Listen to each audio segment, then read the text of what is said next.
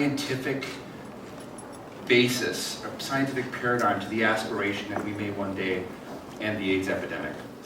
Very much so, and I think that's things that I think people don't really fully appreciate. That if you look at the medically based prevention modalities, the behaviorally based, the treatment that's available, and the treatment as prevention, if that is implemented in its moderate to maximum way, you can actually mathematically model a decline in the incidence of infection to the point where you can actually break the trajectory of the epidemic.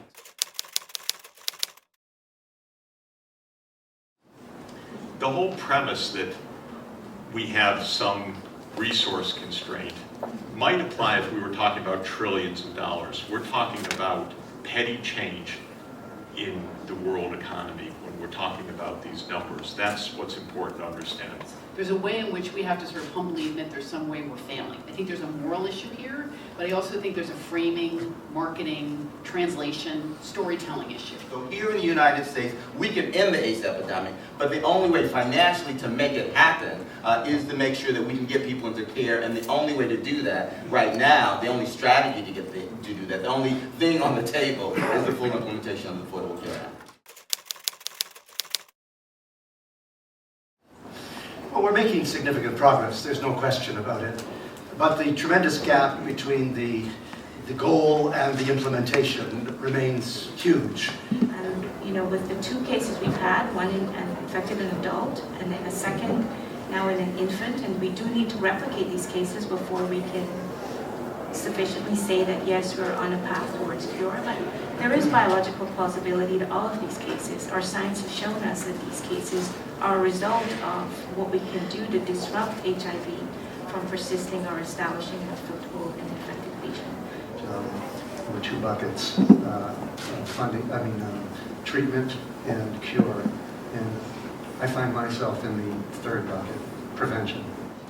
Condoms are the only means of prevention, but condoms have not changed since 1901, before the Wright brothers. There's still a rolled latex condom, and that model is outdated, and it needs to change. I want to see the younger generation that's mobilized and active. I want to see the younger generation of nurses, of doctors, the younger generation of activists. We need to be nurturing the generation to come. It's going to enable us to expand treatment, expand prevention, and really end AIDS. But without doing that, we are at risk. We're at risk of losing what we've achieved. And that would be a historic tragedy.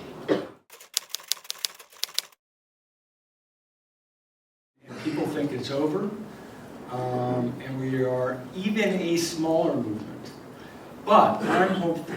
We are leaner, we're meaner, we're smarter. ACT UP is back, baby. I find it the most exciting activism today that I'm witnessing in this country, and we just need a few more bodies. And we have to break through, and we have to, when we see that apathy, we have to slap it across the face.